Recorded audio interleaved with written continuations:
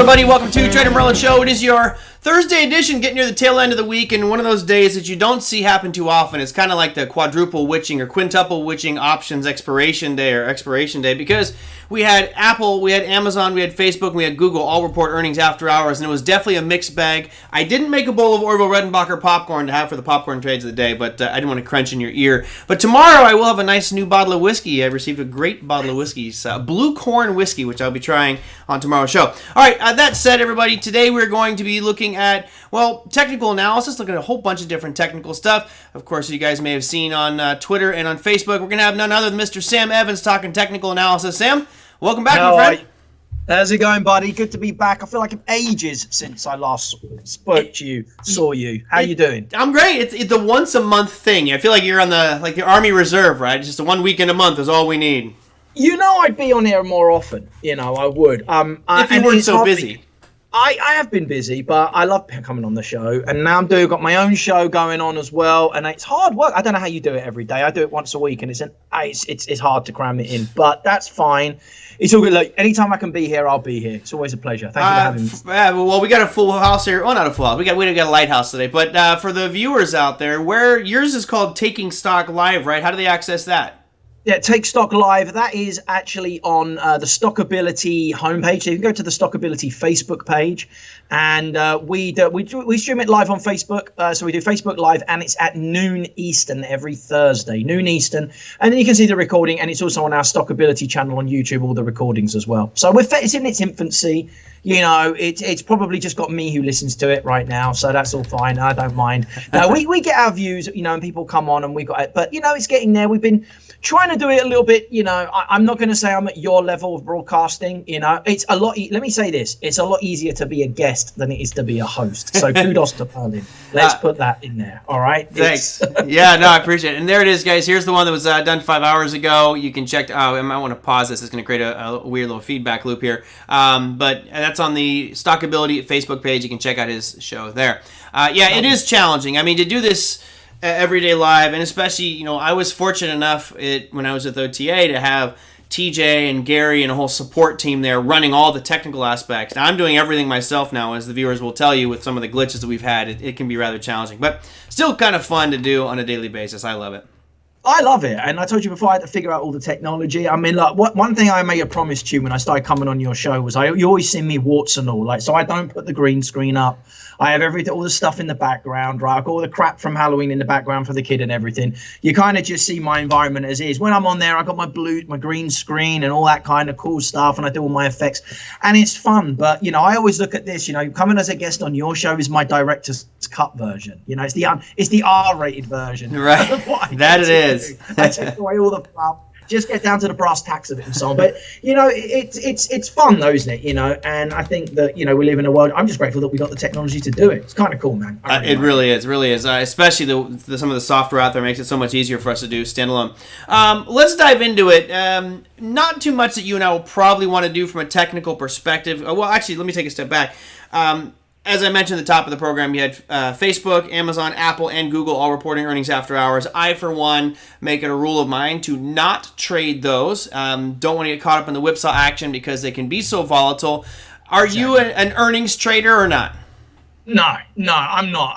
But I feel like I'm becoming one. Like, I'm not by I'd say, like, my history of it. I've really not. Look, I think one of the things about me is I've never been a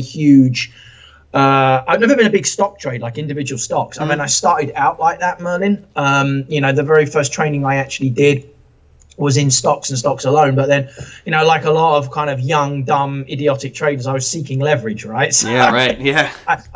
I quickly went off, you know, got into Forex, got into futures, you know, and obviously got destroyed doing that. But then until I realized that I needed to do it the right way. And then I've been predominantly, as you know, a futures trader.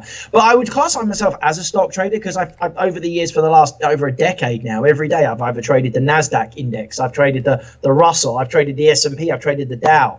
So I guess I work on the stock market hours. I work on that rhythm.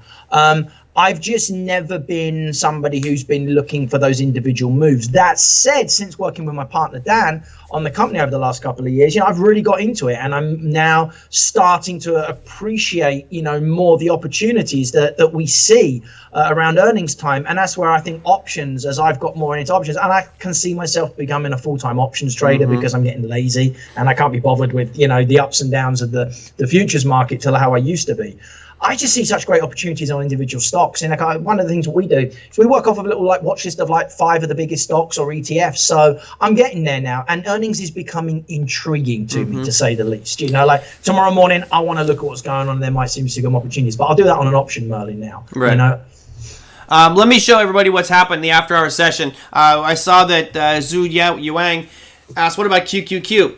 You can see right where I'm going to put this vertical line, everybody. This is where the markets close, right at 1 o'clock, and it took an instant dive. We saw the numbers actually looked really good from an earnings perspective for today's earnings, and I'll show you those in a second. But I want to show you, here's Facebook, and you guys can see why I call it the popcorn trade of the day. In that 5-minute window of time that Facebook was coming out with earnings, they went from a high of 298 all the way down to a low of 275, but that was like mid-track. So this thing jumped about 18 points, then fell like 30 points, and then bounced back up to right now at 281. Facebook's actually performing the best right now. You have, let me take it back. Google is probably performing the best. Google right now at 1,700. They closed just about 1,580. Their numbers were fantastic, and they're ripping to the upside. Not so good for Apple. For anybody who thinks that Apple always beat earnings, yeah, they did beat earnings.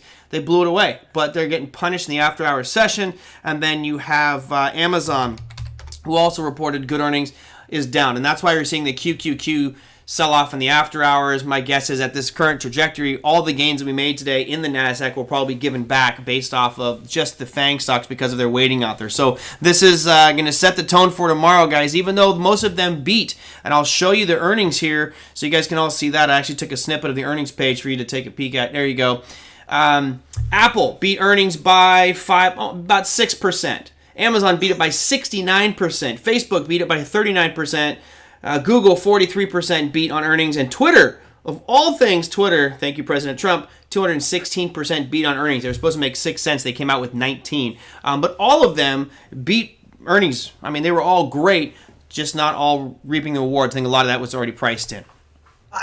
And am I surprised by the market action I'm seeing? Just call me older and disillusioned, or not even disillusioned, just war-torn and battle-weary, Not really a surprise. People see these good moves.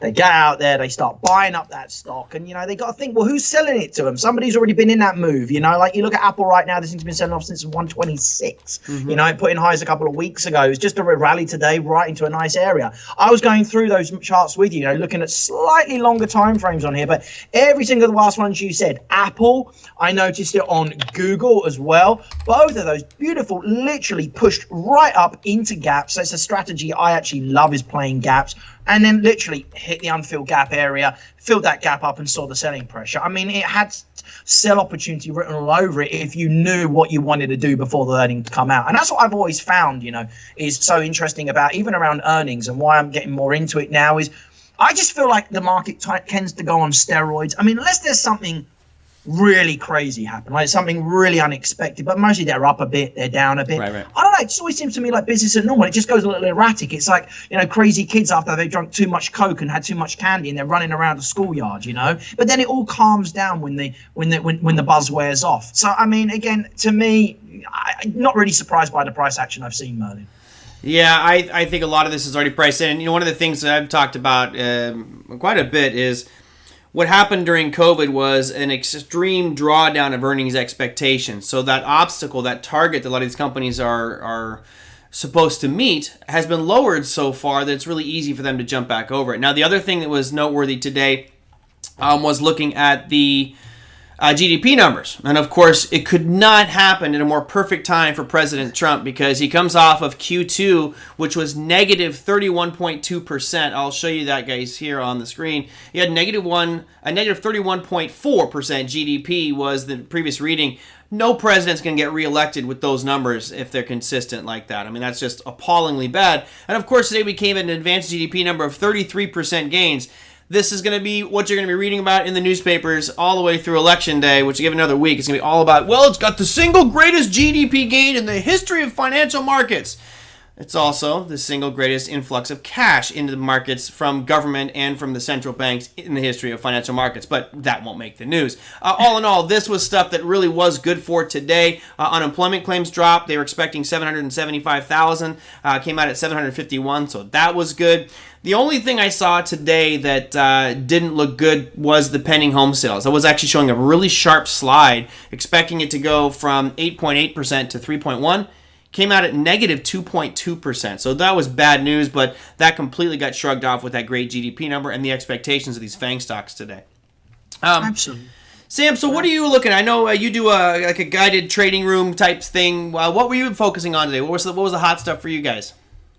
Funnily enough, one of the big things that we had in this session, we've got options class running right now, actually, while I'm on the show. Dan's doing that. But one of the things we've been focused on is actually, we were looking at Netflix today, and that was one of the big ones, looking for some massive boost in premium. And again, talk about the way that the timing just happens. You know, they've come out and announced, obviously, they're putting their prices up, which the market has responded today in a good way. So we were looking at that. I mean, a couple of weeks ago, I was pretty bearish on that. And going over to Netflix and looking at that as we speak, for me, that's kind of a fun market right now. Again, not fun to be using on cash, but if you are willing to use the leverage and the options, a great market. I just see, for that, it's been behaving so well. A couple of weeks ago, I was looking at that around the 550 mark, coming into some really nice key areas. In fact, I'll go ahead and share the screen with you and show you what I'm looking at on this. Sure. Yeah, I always love to take over the show. You do. I've got no problem with that. You seeing that, Merlin? Yeah, take that little that box out. There you go. Perfect. All right. There we go. There we are. Right. So there we go. And I was actually remembered looking at this, and what I was seeing on here that just I mean again, it's nothing crazy. It's nothing too complex. But I just remember like a couple of weeks ago, just coming into these key areas here. Some people would call this a level of supply. Some people would say, "Oh, that's not an authentic level of supply." I don't really give a crap. It's a major selling point where there's a ton of sellers. So what's the worst that can happen when the price got up to this area, right, Merlin? And people overthink this kind of stuff. They look at this structure, right? We had a good amount of selling pressure from this particular area, and it was like, okay, yeah, big round numbers, 550, pushed it the way back down, and then guess what? Well, no surprises here. Here we are once again. If we actually go and draw these levels in and mark them off, we just got bounced back down to this area, and then this week started wanting to get bullish again on Netflix. Why? Because we're in a major area where, guess what? There's a lot of buying pressure. I mean, it's not rocket science. Unless this breaks or this breaks, we're probably going to stay in a range. And so it was interesting today how, again, that nice pop in Netflix really helped some of those options plays that we had on there. But again, we were anticipating the move ahead of time, more just based on the price. I mean, again, I think that if they hadn't made that announcement, we'd probably see the same price action. It's just happened that little bit quicker. I have been finding, about you though, Merlin, I have been finding the currency markets just a little bit more meh lately. What are your thoughts on the currency markets, buddy? Because I've been finding them, I think, the worldwide currency market seems to be like a lot on hold at the moment as well, waiting anticipation of this election. I was wondering what you thought about that. It's funny. I think we are in a very, I'll say a bizarre state, because I feel like we're kind of going sideways in a lot of them. The two that I've kind of been focusing on, which really haven't made any great trades, have been the Australian dollar and the euro, both of which feel like they're really range bound. The euro, I'll bring that up for you guys over here. Euro coming down towards an area of demand. It really feels like it's just going sideways. So haven't made any trades on this one yet, but it's getting to that point where I might be interested on that daily. You guys can see that today's action really came down into an area of demand. But yeah, they're not the big straight ballistic moves like we saw in March, April, May, June, July, August. Here's the AUD USD, another one that I've been keeping an eye on. This to me is just forming one of my favorite patterns, a descending triangle, and I'm waiting for a close below that low from September before I jump in this bad boy. That's going to be below 70. We get a close below that, then I might be more bearish, but I don't feel like the big moves are there right now. I'm not seeing anything that's really exciting for me. Funny enough, all the stuff I've been looking at, and I happily shared it, and it's just actually been short positions on the Australian dollar. I mean, going back over this year, we've been very bullish on that, but I also remember we were looking at it really coming into some key levels, and I've been really embracing the crosses. I'll happily share this if you can still see my screen. Yep, one of my longer term positions has actually been on the Australian dollar, New Zealand dollar. This is always on my watch list. I was talking about this today on my show. Always on my watch list, and they're like, "Why is it always on your watch list?" Well, let's look at this monthly chart. I mean, look at this. Talk about a trader's dream. I mean, look, just sideways, sideways, sideways. And what's the kind of time frame you've got on there? Oh, only about 7 years. I mean, it's just like the ultimate buy and hold or short and hold, buy and hold, short and hold. So I just always typically wait for it to get up into these higher areas, Merlin, you know, and I saw it coming into these monthly areas, you know, literally a couple of months ago. I remember looking at this. This was one of the ones we were actively looking at, and then just trying to find it, you know. It was a nice little entry point, and we actually have had some really nice areas where it actually peaked out. If I just look out on the chart, this went way back over to here, and still now we've hit a really healthy kind of like, you know, 300 odd, 400 odd pips on this thing. I will say my outlook is still, I expect a bit of a bounce to come into the market right now, just because of where we are on this weekly chart right now. But I gotta say, this monthly chart, if we can break these key highs, let's just zoom in so we can see them. If we can get through this area here, I see nothing but downside, and maybe a test if we're like just on the nut of parity as well. But that's a long-term thing, and I've been looking at. The other trade I've been kind of focusing on again is, and I love the cross pairs, which I've been in for a couple of days right now as well, is Australian dollar, Canadian dollar. Again, a very similar thing, monthly chart, you know, seeing weakness in the market on the monthlies as well. You know, a nice rally up here, not a lot to stop it though, turning again, hitting into some major levels to the upside, and then actually got a little trigger just very recently off of a nice little daily area here that was a previous, you know, buy zone into a nice sell zone, and now looking for a continuation. Again, I've took the risk out of it. We'll see what happens. The room's there, but not really been a lot. I've just been trying to get into some longer term trends really, Merlin. Yeah. They've all been presenting themselves on the Australian dollar lately. Yeah, that AUD, Australian dollar, New Zealand dollar is a great one. I mean, I don't trade cross pairs particularly. So most on my little scanner that I use, it's usually the majors. And, you know, that's probably a fault of my own to not be, you know, trading the majors. But, I mean, the exotics, because that trend's amazing. The pound New Zealand's been one of my favorites over the years. I just love it, you know, but I'm very much, you know, I treat my Forex a little bit like a portfolio. It's like I'll try and get in something, you know, and you notice just up there, and I have my monthly charts up. You know, I literally scope out on a monthly chart, which means I don't get a lot, but when I get it, I want to literally leave it. And it's almost like I do a buy and a hold or a sell and a hold. I just actively manage it, and I try and reduce the risk as quick as possible. With my aim each year is to try and get into as many free trades as I can, and then just try and milk them as much as I'm worth. So it's like, and I like that. And, you know, I think sometimes you only get that a little bit more on these crazier crosses and stuff like that. But, you know, one of the things I like to look for is just volatility. And if I see enough volatility in the market, then it gets on my watch list. So that's about it. I mean, everything else, oil faked out a little bit today, pushed through its lows, gold just meh. I mean, I just think everything's hinging on what happens next week. But let's face it, no matter who gets elected, things ain't going to really change that much. I honestly don't think so anyway. I mean, it's just a lot of it just hot air and speculation, right? It's a tough one. I'm actually doing I'll be doing a show on election day called Red, White, and Spew.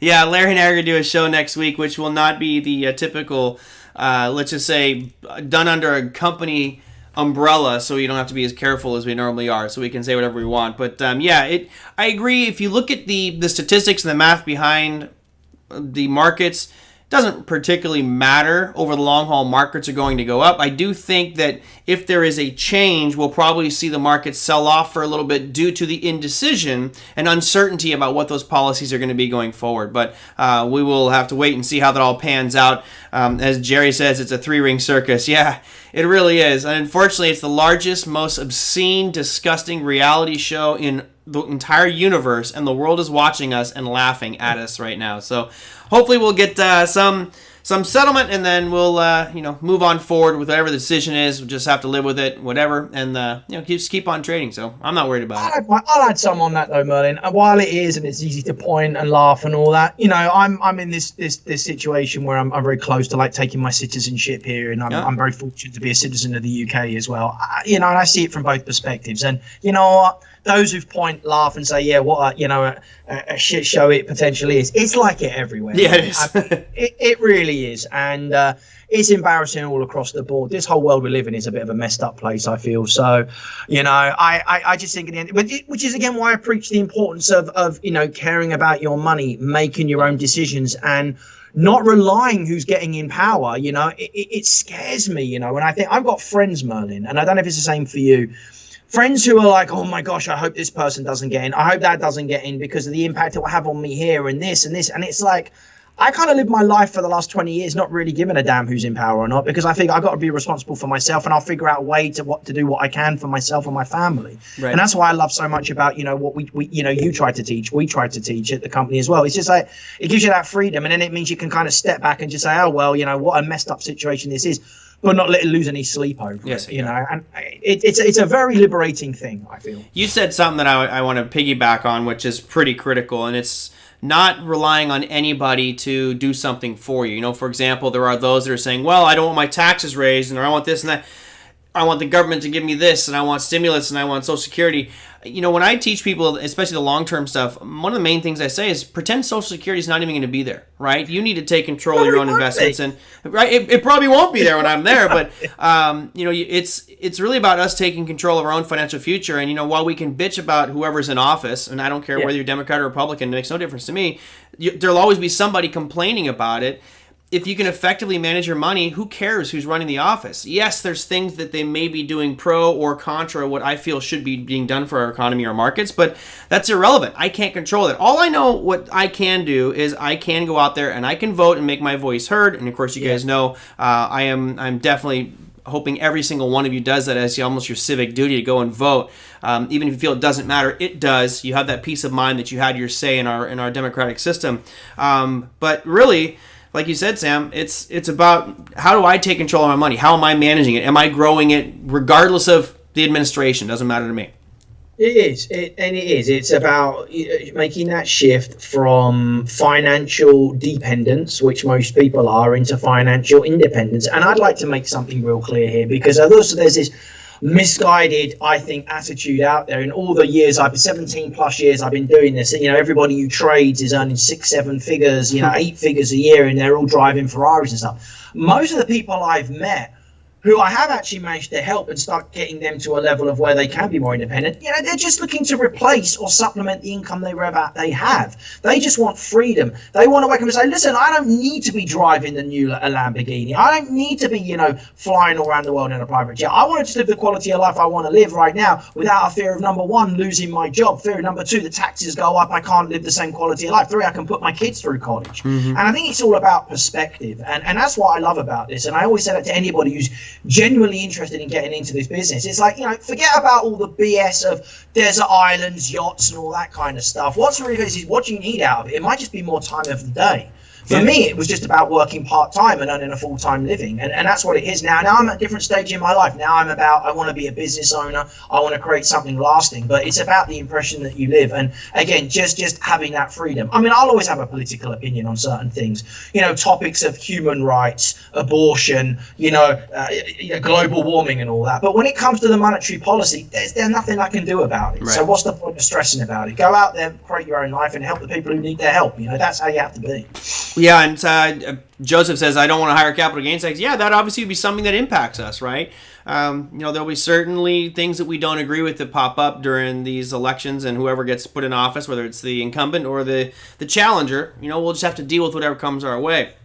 God, you said something earlier, Sam. I almost wrote it down because it was sparking my.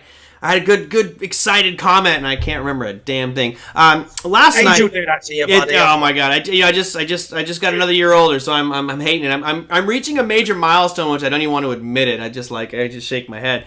The 30s creep up on everyone, Merlin. Yeah, that's I wish I'm Benjamin Button here. I'm going the opposite way, guys. I did an event last night for the Irvine Online Trading Academy Center, which was great. I went and gave back to the students a little bit, and I talked a little bit about what you just mentioned there, which is most of the people, and I talked to a couple friends recently on the same topic, most of the people that I know who are successful at this and are really good and consistent aren't the ones driving Ferraris and Bentleys and Lambos. I'm pretty good at what I do. I don't know. Do you guys know what kind of car? I'm just curious. This should be fun. Viewers out at home, what kind of car do you think I drive? All right. I've been doing this I've been trading and investing since 1996, full time really since 1998 when I took my first class on trading and investing and just fell in love with it. I'm doing it. What vehicle do you think I drive? Right? Because I think the general stereotype is what you just mentioned, Sam, which is it's going to be a Bentley, Ferrari, a Lambo, because that's what you do if you're successful at trading. Yeah. I think I already told the guys what I drive. I drive a 2016 Toyota Tacoma 4x4 double cab truck. It's basically got a lunchbox on the back for my German Shepherd to go camping with. But even if someone gave me a brand new Ferrari, right? You give me the LaFerrari, which is worth, I don't know, what, $500,000? I would drive it down to CarMax. I'd sell that car for $490,000, give them a discount. I would buy myself a Toyota Tundra double cab 4x4, which can be about 60 grand, fully loaded, and I'd take that extra $430,000 and I'd put it in the markets and invest it.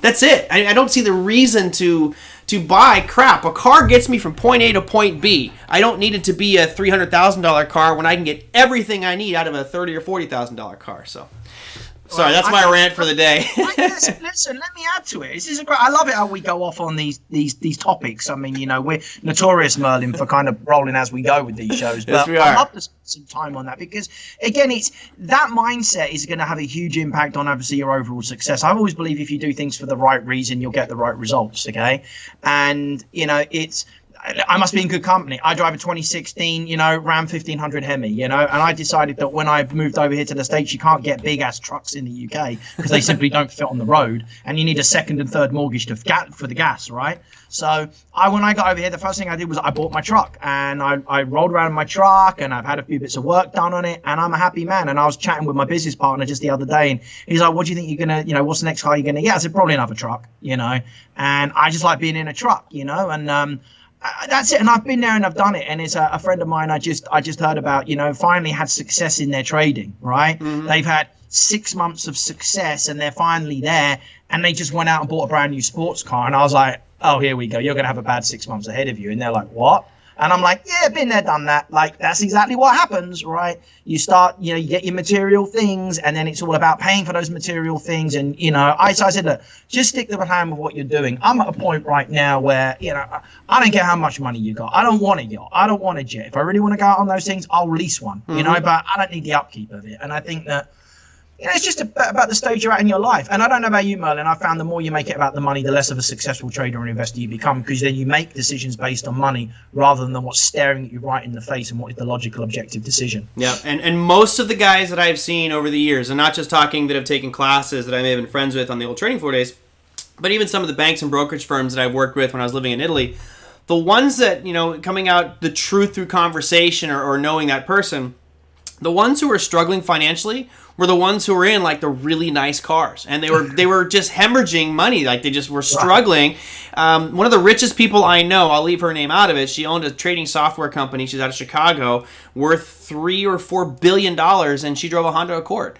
And you're like, wait a minute, you got $3 billion, and you're gonna drive a Honda Accord? I mean, that just blows my mind that someone would do it. But for her, it's like, and this is how I view it, guys, money is important to me, obviously. It's about building something, whether that's going to be my real estate portfolio or something where it's going to continue to grow. By me buying a really nice car, like let's say I want to buy the Panamera Porsche, the second that thing rolls off the lot, it's losing value. They're maintenance nightmares. My Toyota truck, I can get that thing repaired anywhere dirt cheap. Now, I will say, you guys may have seen this commercial here for the Hummer EV.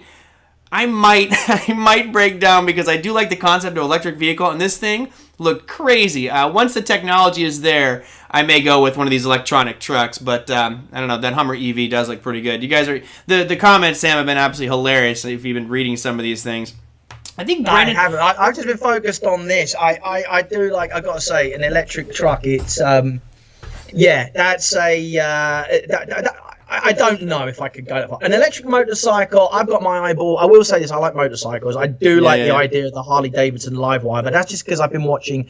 I'm a big fan of Ewan McGregor and Charlie Borman and the shows that they did, Long Way Round and Long Way Down, and they just on their Apple TV, they just doing the Long Way Up, and they're riding, from South America up to LA on electric motorcycles. And that's the thing, by the way. That's my thing. Once I'm kind of done with business, I'm jumping on a motorcycle. I'm driving around the world. That's it. Absolutely. That makes me happy. That's nice. Well, when you're done with the show, check out the Hummer EV. I think you just go to that thing is pretty badass. I'm salivating over here looking at it. Okay. Let's see. Some of you guys are hilarious. The $1,200 oil change. I think Brandon Wendell actually had a Maserati at some point. And I think that the oil change was like $3,400 for an oil change. I'm going to Jiffy Lube for $19.95 for my truck, guys. All right. What else is noteworthy than the trading perspective? I know you mentioned you're looking at some Forex markets, which haven't been that great on the majors, but you're looking at some cross pairs like the Aussie New Zealand. That looks like a fantastic trend out there. The equity side of things. I know that in your schooling you have different ways of teaching things. Are you? I mean, I don't want to give away school stuff, but on a day like today. Yeah. This is one where I know a lot of people are out there in the options market, most likely selling puts or calls on things like Amazon, Apple, Netflix, Facebook because of earnings. Is that still too risky for you guys, or is that a plausible strategy? It's interesting you ask about that, because one of the things that we do a little bit of option selling, but I actually the biggest crux of what we do is actually buying options irrespective of volatility. I mean, we have our upper thresholds where it does get a little bit harder. But most of the stuff that we do is directional options, Merlin, regardless of volatility. And it's a different approach. And when you tell somebody who's got a little bit of options knowledge, they're like, what? Yeah. You're buying options when the premiums are high. Well, if you do, I will say this, don't knock it till you try it. If you know how to time the market, if you do have the understanding of direction, and if you can be disciplined, there's incredible opportunities. Now you have to pick the right ETFs and the right stocks. You need the open interest, you need the liquidity. But on the markets I'm looking at, QQQ, Google, Apple, Netflix, Facebook, it's there, and you're never going to have a problem with it. There's a lot of misconceptions about it, and we don't focus heavily on the Greeks. We're not worried about that. So I'm always sniffing around just at market extremes to buy calls, buy puts, and in longer term as well. I've got to tell you, instead of like wasting my time trying to like collect in a little bit of premium, hoping I get assigned a stock, I'd just rather go out there and buy the leaps on the stock. There's ways to do it. It's just understanding that way. And we talked about this before. I think people get very caught up that their way is the only way to do it, and that is absolute crap. It's not. And so simplicity. I don't know. Look, I've tried it. Premium. There's opportunity to sell premium, but I've just found in my own world of teaching students, unless you're working with a decent six-figure account, $250,000. It's just, you're not going to make any real money out of it. And for people who come to me who are like, I want to start small, I want to start making gains, you're actually going to have an easier time, doing directional options. You just got to know when to buy and sell those options, and you got to know, the best markets to do it on. Now they've switched. If we've gone from cars to sports, Sam, they're asking what's going on now. Then they're saying, well, what's your favorite football team? Of course, they put an American football, because I know you're probably more of the real football fan. I'm respectful now of calling it when in Rome, right? So football is my thing. I got sucked into being an Eagles fan because I moved here and I've been living here for 5 years, and I'm a loyal kind of guy. So I've watched that. I was very fortunate. Talk about lucky to get him to see him win a Super Bowl. Yeah. Unfortunately, I don't think that's going to probably happen again in my lifetime. But it was really good, and I will say this right now. No question about it. They didn't jam their way to that. They won that season. They deserved that trophy, fair and square. They beat the best. They were consistent and good. And it's been crying shame to see them kind of not emulate that again. But from that perspective, I have a little funny thing about it. So Eagles are my team there. I've always actually had a rule of the very first sports team I ever saw live would be my team. So when I was a little boy, the very first soccer match I ever went to was an Arsenal match, which is North East London. So I've been an Arsenal fan all my life. I used to actually be a regular there every single home game, part season ticket holder. Nice. So I still feel a little bit of the Gooners now and then as well. It's one of the only things Brandon Wendell and I have in common is we're both fans of Arsenal. And then love you, Brandon, you know that. And what else was I going to say? Oh yeah, and then hockey. I like hockey, right? So unfortunately, I've actually always been. I was the very first hockey match I ever went to was LA Kings game, and I was really lucky because that was the season that they actually the last season when they actually went into the playoffs of the Stanley Cup against New York Rangers, and they won that. So that we're going back 6 or 7 years ago. So I follow them, but I'll watch the Flyers. I just like it now and then. So yeah, they're kind of my teams as it stands. I don't really basketball, only college basketball. I kind of like that. Villanova, which is my local team. Well, at least we're not like Jerry. Jerry's a Jets fan. Sorry, Jerry. God, I always feel like I like chanting Jets, Jets, Jets, and I watch the games. I'm like, oh, I can't even say that with a straight face because you guys look so bad on the field. It's pretty embarrassing. All right, let's switch over here. I see Alpha wants to do a session on tourism, travel stocks, casinos, airlines, car dealers, cruise ships, and WWE. Let's talk about vices. Why don't you just throw in weed and alcohol in there and make it call it a day? Maybe I'll do that with. I like a bit of wrestling. I'm good about talking about WWE. He's got some posters of wrestlers on your wall. Great athletes. Adam says, does Sam or you have any tips on how to identify quickly in the morning if a day may be range bound or a trend day? Do you have anything that you look at that gives you that clue that this might be more of a trending or range-bound day? Inside day or outside day open. That's how I look at it. Pretty simple for me. If typically if a stock's opening up within the previous day's high or low, it's got to break that previous day's high or low to actually trend. That's a formation of a trend, consistently higher highs or lower lows. So for me, I've always been one to play the range and the inside days. I like inside days. I'll play those things. If it breaks out the previous day's high and starts to trade consistently over that in the first, I'm going to say this, in the first hour of the day, you're probably going to get a trending day on your hands, unless, you're in a narrow formation. But for me, that's always been a simple tool. Inside day or outside day. I'm very simple. I'm a price action trader. Yeah. It's like, if the market's going to trend, it's going to have to break through a previous day's high or a previous day's low. Particularly as well, it can give you an idea on a week. If we break out of a previous weekly high or monthly high, that can be a really good thing at the start of the week. But just as simple as that, that's what I've always worked on, Merlin. What about yourself? I think it's a great question, Adam. My response would be this. Don't put pressure on yourself to identify whether it's going to be an inside day or an outside day. Don't bother putting your pressure on that. What you want to do is focus on, okay, the market opens up, and if it's below yesterday's high, great. And it starts rallying up, where's your obvious turning point going to be? Yesterday's high, right? So now you can start to evaluate that point and say, if it gets above that, now I'm expecting it to be more of a trending breakout type of day. Exactly. If it struggles there, then I'm expecting it to maybe come back down, and now I'm going to have an inside day. So don't say, it opened, it's got to be a trending day. Don't worry about it, right? Plan your trade and say, all right, my target's going to be the high of the day. If it gets there, maybe I'll move my stop losses up. If it breaks it, I'll add to it. But I feel like you're hurting yourself by putting too much pressure saying, is it going to be this day or that day? The day will be whatever it is by the end of the day. And I'll tell you this to add on that, just as a little nugget, is I always have my big time frame levels, marked off. And when you get fairly decent at this, you got a good idea where you're going to enter a new trend, where, I might be looking at the market coming to some big daily, weekly areas, and it's been in an uptrend, and I'm expecting it's going to now reverse and, offer the higher time frames.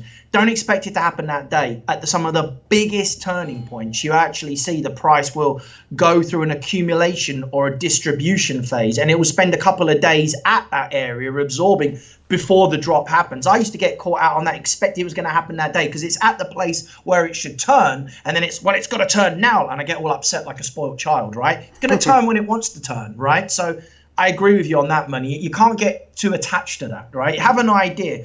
Yesterday was a great example. We had a big gap down in the Russell and the Dow Jones yesterday, right? There was that overnight gap because there was the news about the COVID going up. This was, yesterday morning, which Wednesday, right? Yep. I was leading my trading session, and we had a major gap down in the market. But we were like, you know what? It's kind of in the middle of its overall outlook. So we're going to wait for this key level, this overnight price to break, and then get short. And, we took a breakout, believe it or not, Merlin, but we waited. And at the open of the day, the market rallied for the first 15 minutes of the day. And then when it broke that key level, then we took it short, and we just knew where our targets was. So I agree with you. Wait, you've got to pick your spots and say, if this, then I'll do that. If this, then I'll do this. And then if it doesn't do either out, I'll sit on my hands and do something else. That's what I've found has always been the best approach. Yeah, I agree with you. I think for me, it was a challenge early on to do kind of what Adam was talking about, which is expecting it to be a certain type of day, and then you build up a plan or a strategy for that, and it doesn't come to fruition.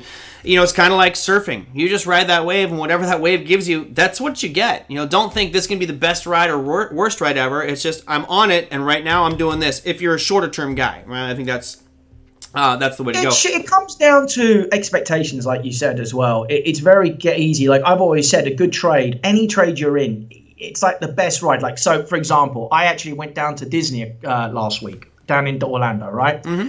And got in the virtual queue, and thankfully I managed to get on their new ride, the Rise of the Resistance, which I will say right now is the greatest ride experience I've ever been on in my life. And I love theme parks, amusement parks, roller coasters. 28-minute ride, Merlin. I've queued up for hours. You have to get a lot of spot in the 2-hour line to even get it. So you have to do a virtual lottery to get in the line. Luckily, wait, there's a roller coaster ride for 28 minutes? But it's not. It's 3 stages. It's like a full-on thing. You have a briefing. You go onto one transporter. Then you get ushered off. You go in a star destroyer.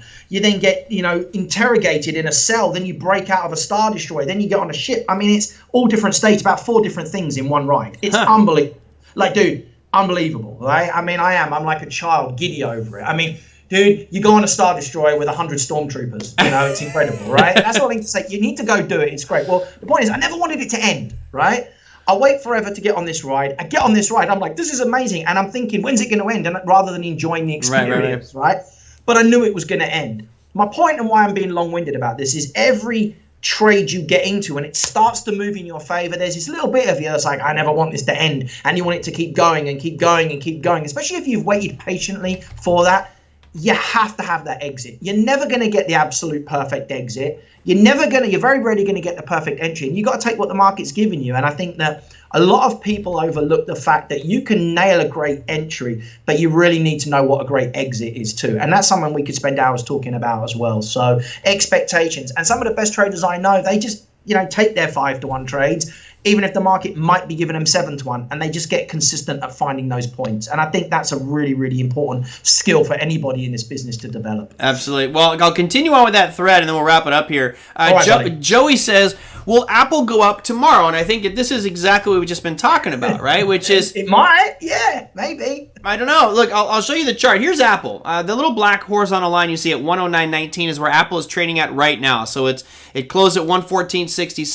It's down at 109 right now, so down $5. So it's down about 1.8%. There's nothing on that chart right there that says it has to bounce. But here's what will happen. You have to understand group psychology and herd mentality.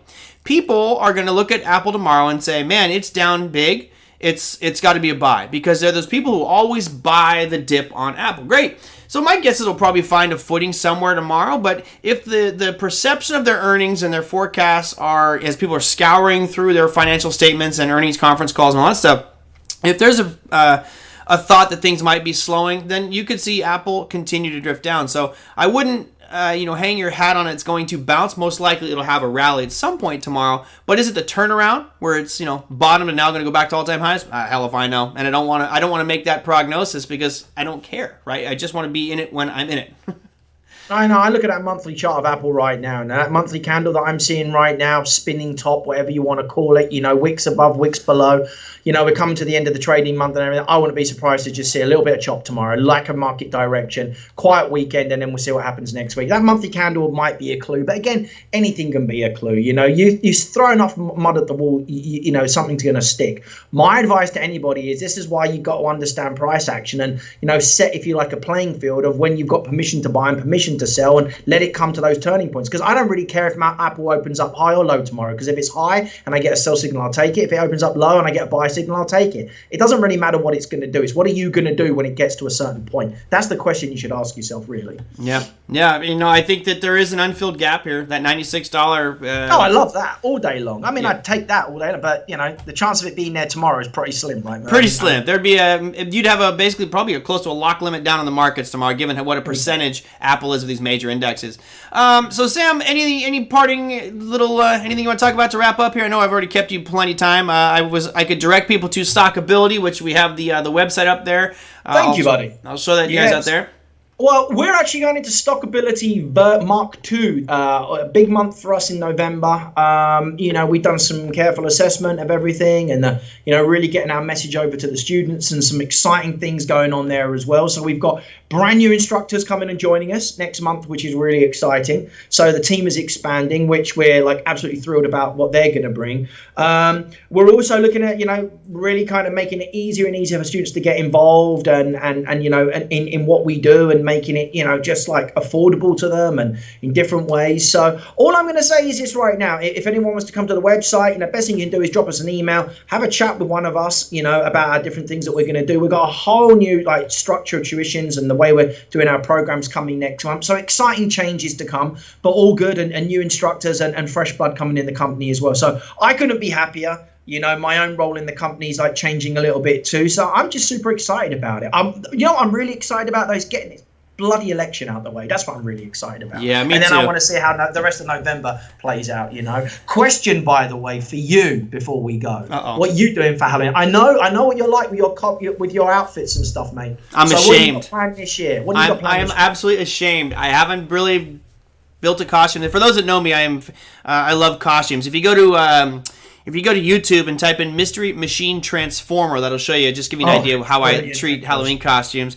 No, nothing really that exciting planned. I'm really bored. I usually have a Halloween party, but I thought of having 150 people in my house for Halloween. Probably not a good thing with just being responsible, an adult right now.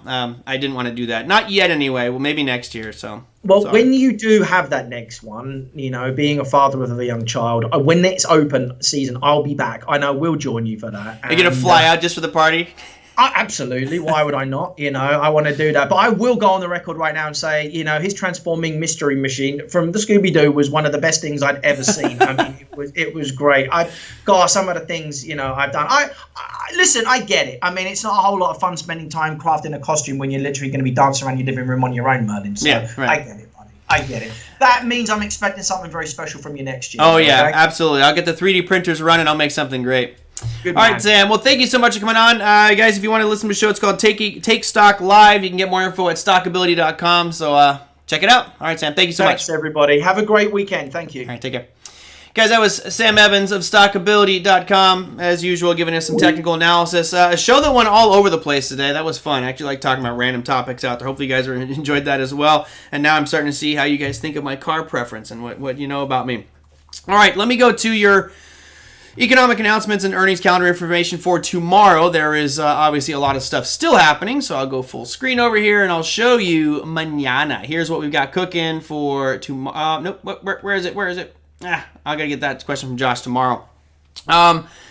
Here is the Friday economic announcements. As you can see, there's a lot, and it might be hard for you to read some of these. The more important ones are things like retail sales coming out for Germany, which is expected to slide significantly. You have a lot of GDP numbers for the European Union. You have flash GDP for the EU as a whole, but also individually for Italy, Germany, and Spain coming out with GDP numbers, as well as their unemployment rate, which is expected to be 8.2%. Canada also has GDP numbers. And then for the U.S., you're looking at, personal savings, personal income, Chicago PMI, and employment index, which is all decent, but none of this is the monster movers. Next week, we actually have two major announcements with regards to economic announcement in central banks, but I'll let you know about that one next week. Here's what you have cooking for tomorrow. You got AbbVie, ExxonMobil, you have Altria and Chevron Corporation reporting earnings tomorrow, as well as Arbor, Realty Trust, Honeywell, and Phillips 66. A lot of big gas companies out there reporting to earnings tomorrow.